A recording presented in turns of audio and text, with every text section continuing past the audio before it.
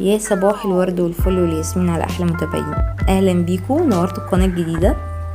بجد شكرا ليكم على دعمكم ليا في قناه غدا على الشانل، وان هي اول قناه في البحث، بقت اول قناه في البحث من كتر ما انتوا بتساعدوني وقفتوا جنبي، وانا عارفه ان شاء الله تقفوا جنبي في القناه دي. ربنا يخليكم ليا. عايزه بقى اشتراكات كتير بقى. اشتركوا هنا في القناه وفعلوا الجرس واتفرجوا على الفيديو بقى للاخر، وان شاء الله يعجبكم. انتوا شايفين رحنا لعصيم ماركت، رحت اشتري شويه حاجات بقى للبيت. عايزه اغسل سجاده المطبخ وعايزه اعمل تنظيفات العيد، فخدتكم معايا كده في الجوله دي. هنشتري شويه حاجات، والولاد معايا اهو كمان، كريم وعبد الرحمن. ودانا طبعا هي اللي بتصور، دندونه ربنا يحفظها، الانسه دانا بتصور ولبست الحجاب على فكره. بقى لها كده من شهر رمضان، يعني مش من شهر اخر رمضان، في العيد كانت لابساه. وبدأت اهو بقى الف في الماركت اشتري الحاجات اللي ناقصه. وطبعا زي ما شفتوا الكلوروكس اللي انا خدته ده اهم حاجه بالنسبه لي، علشان السجاد ينضف بتاع المطبخ. انتوا عارفين بيبقى فيه بلاوي، فطبعا كلوروكس احسن حاجه بقى مع الميه السخنه، والمسحوق العادي بتاع الغسيل العادي، والبانيو نملاه تتنقع بقى ونعيش احلى عيشه. نطلع عليها برجلينا بعد ما الميه تبرد شويه وتتنقع كده، تبقى معانا فل شمعة منوره. جبت بقى شويه حاجات كده ميكسات اللي هي 3 في 1 وكابتشينو بندق، انا بحبه جدا طبعا. ودلوقتي خدت بابيا، انا اول مره اشتري بابيا على فكره، بس سمعت ان هي كويسه قوي. جبتها للمطبخ، يعني ورق المطبخ. ومن ضمن الحاجات المهمه اللي انا لازم اروح العصيم ماركت علشانها هي البيض بتاع هالي، لان دايما البيض اللي بنشتريه من بره بيبقى شويه فيه ريحه زفاره وبيبقى مش لطيف يعني. فدايما عندي لازم اروح العصيم ماركت اجيب منه البيض. وفي حاجات كتيره بصراحه بيبقى عليها تخفيض هناك. ولو عملتوا كمان الكارت بتاع اكتساب، يعني ما تروحوا اسالوهم على كارت اكتساب دوت، كل مره بتروحوا تشتروا بيحطوا لكم فلوس في الحساب بتاعكم، رصيد.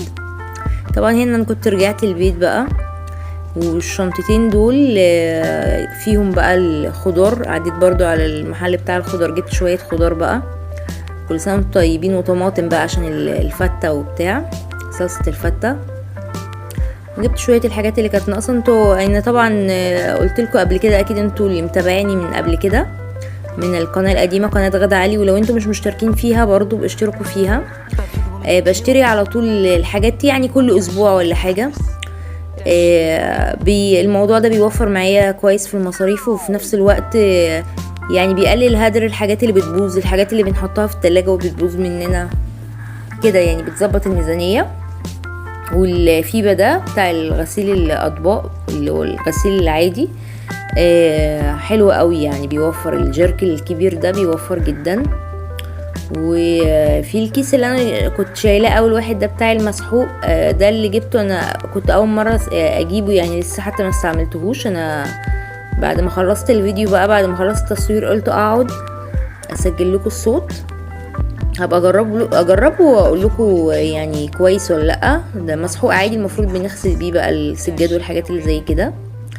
وجبت رز بسمتي توليدو، وجبت بقى كيسين بونبوني كده علشان العيد مع الميكسات بقى 3 في 1. وعديت برضو اشتريت شويه لب وسوداني وبتاع، قلت علشان يعني ان شاء الله ابقى احطهم في العيد كده، ونعمل جو حلو للولاد وفي البيت وبتاع، لان طبعا انتوا عارفين بقى كورونا والزهق وما بنخرجش وكده، فالواحد بيحاول يعمل اي حاجة ان هو يعني يخرج من حالة الملل اللي احنا فيها. وطبعا انا يعني بحاول دلوقتي امشي على خطة بقى، وانا بقى لي فترة ماشية عليها، وبحاول اكمل يعني. هو ده البيت بتاع هالي، ان انا عايزة ابدأ ارجع الولاد تاني لجو المذاكرة والمدرسة ومود المذاكرة. جبت طبعا زي ما انتم شايفين اهو خضار، وجبت طماطم كتير، لقيتها 3 كيلو ونص لا 3 ب10، هي ب3 جنيه ونص، 3 كيلو ب10.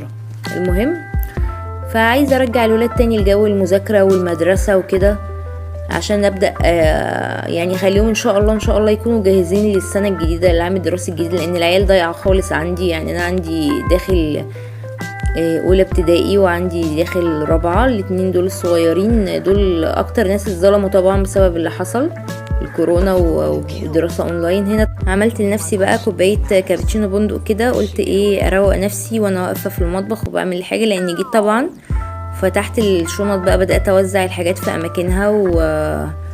والمج ده بحب قوي الجملة اللي عليه I choose to be happy، اللي هو انا اخترت اكون سعيدة. يعني الكلمة دي نقولها لنفسنا دايما حتى لو في حاجات حوالينا بتزهقنا ومشاكل في حياتنا، كلنا عندنا مشاكل، بس يعني احنا نختار السعادة، نختار نبقى سعداء بس. فبحاول امشي على نظام ان انا ارتب البيت الفترة دي واظبط امور البيت كويس ان شاء الله، بحيث ان انا انظم بقى مواعيدي ومواعيد الولاد، نصحى بدري وننام بدري ونمشي على جدول.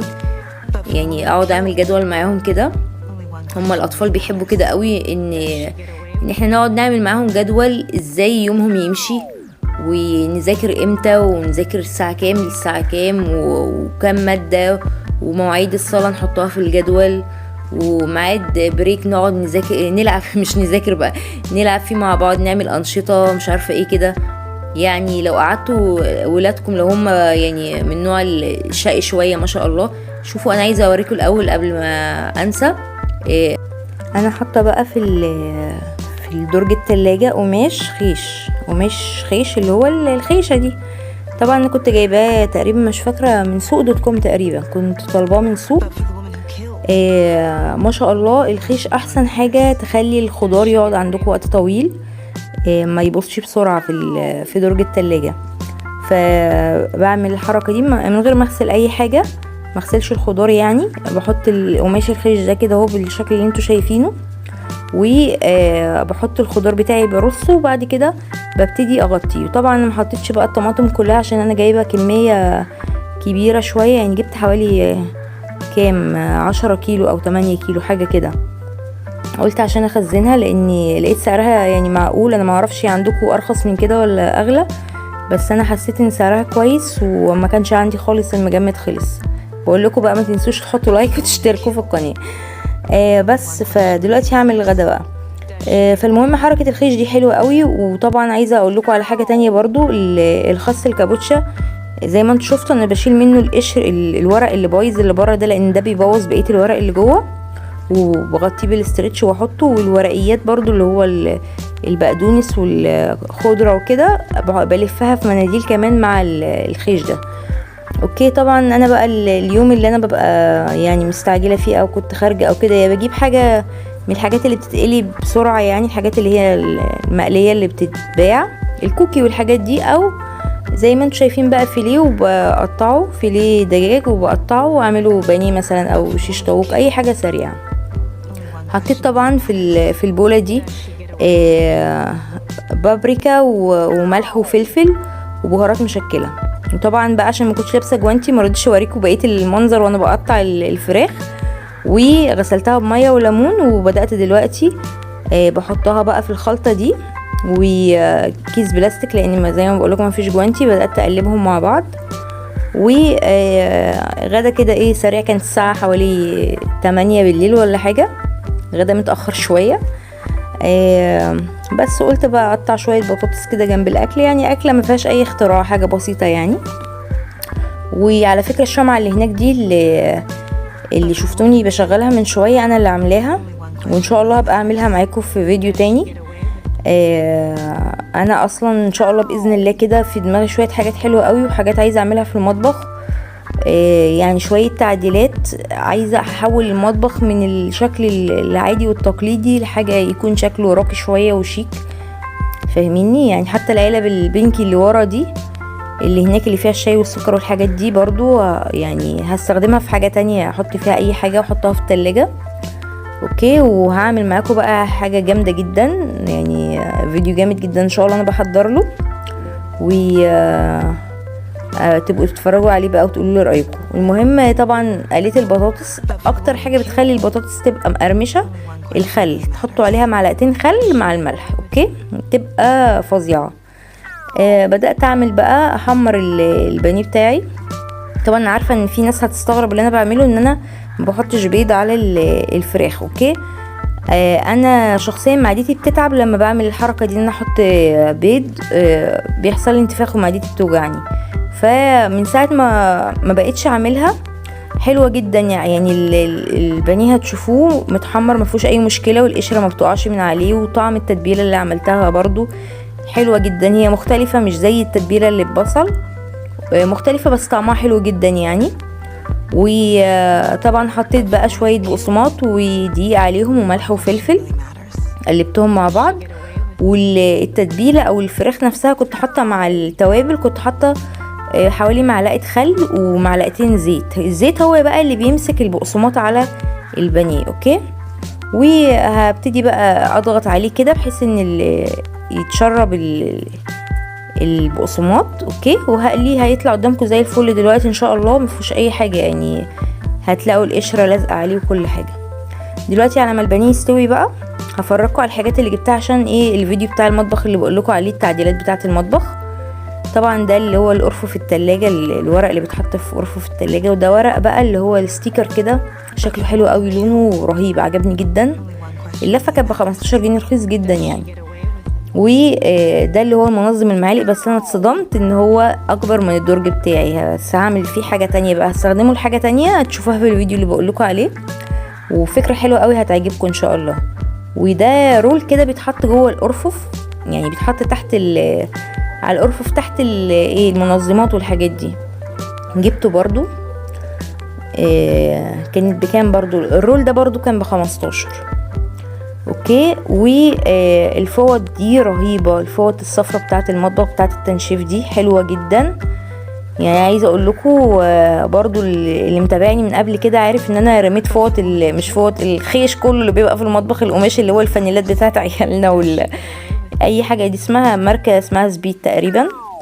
الحاجات دي كلها انا رميتها، الحاجات القديمه دي بقى فوطه مايكرو فايبر، عشان يعني سمعت ان هي بتشيل التراب حلو قوي وبتلمع الازاز، فجبتها برضو جربها معاكم. وهنشوف بقى فعلا الفوطه دي بتنظف الازاز من غير ما تسيب اثر عليه، يعني ما نلاقيش الفتافيت، مش فتافيت يعني، الشعيرات الصغيره اللي بنلاقيها. طبعا الفوطه ملمسها حلو جدا، عايزه اقول لكم لونها وملمسها تحفه، تحسوا ان انتوا عايزين تحطوها تحت خدكم كده وتناموا. فنجربها كده نشوف نظامها، لو كده ابقى اشتري منها تاني. وده بقى القماش الخيش اللي قلت لكم عليه. طبعا اللي متابعني من قبل كده واصحابي اللي على القناه واخواتي عارفين ان انا في القناه التانية، في قناه تانية طبعا اللي لسه ما يعرفنيش يعني، في قناه تانية بتاعتي اسمها غدا علي تشانل. اوكي، او قناه غدا علي بالعربي. عارفين بقى عشقي للخيش، ان انا اول ما بدات اصور كنت على طول بصور وفي خيشه تحت على البورد. لان انا ما اعرفش، بحب الخامه بتاعه الخيش واللون بتاعه حلو قوي. والمهم طبعا وجبت الخيط الخيش ده برضو كان عندي من فتره، ومزينه بيه الشمعه اللي بقول لكم عليها. والشموع دي بقى هما كانوا 4 شمعات، في واحده منهم محطوطه جوه الفانوس الابيض اللي هناك ده، فهنعمل بيهم بقى حركات. وناويه بقى ان شاء الله يعني هنعمل ريسايكل كده للبرطمانات اللي عندنا، ونعمل بقى حاجه حلوه يعني، نظبط المطبخ وباقل تكاليف. يعني انا دايما مبدئي ان احنا ممكن نكون سعداء ومبسوطين من غير ما نصرف كتير، مش لازم نصرف كتير ونشتري حاجات غاليه علشان نبقى مبسوطين يعني، فاهمين؟ وعشان نحس بالتغيير حوالينا. المهم زي ما انتم شايفين بقى البانيه قدامكم اهو، يعني يعتبر ما فكش منه حتت، غير اللي هي اللي كانت مضغوطه، لان مش مضغوطه يعني. انا حطيت كميه كبيره طبعا في المقلايه لاني عايزه اخلص يعني، بس هو ما شاء الله زي ما انتم شايفين القشره ما وقعتش يعني. حتى بصوا انا برفعها لكم بالشوكه اهو، القشره ما وقعتش ولا اي حاجه، بس هو انا في يمكن قطعه ولا حاجه اللي كانت القطعه اللي حواليها يعني بهدلتها فاهمين الفكره؟ ادي بقى شكل المطبخ بعد ما خلصت الاكل واتغدينا وكده.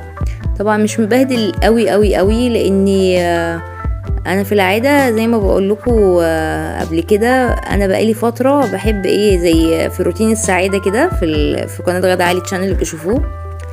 يعني دايما ماشيه على الحركه دي ان انا اغسل المواعين بالليل، فالحركه دي بتخلي المطبخ دايما نضيف. اللي متجمع فيها اوريدي حبه صغيره اللي هو الحاجات اللي عملت بيها الغدا، طبعا نضفتهم. وحبيت بقى افرجكم على التودو ليست الجديده اللي جبتها.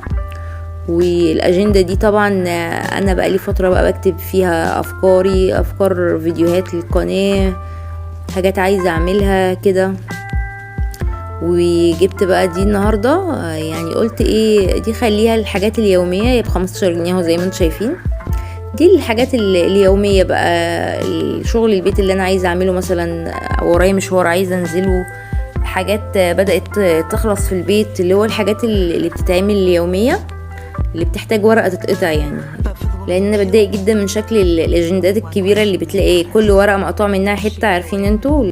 وبكده بقى يكون الفيديو بتاع النهارده خلص. وما تنسوش بقى تشتركوا في القناه وتفعلوا الجرس، وخلي بالكم على نفسكم، ولايك للفيديو. باي باي.